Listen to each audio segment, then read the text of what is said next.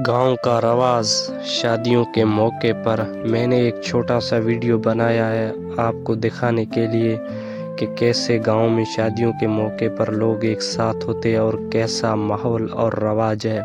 पुराने रीतें रस्में आज भी कायम और दायम है। वीडियो देखें और आपसे गुजारिश है कि हमारा चैनल सब्सक्राइब कीजिए। शुक्रिया।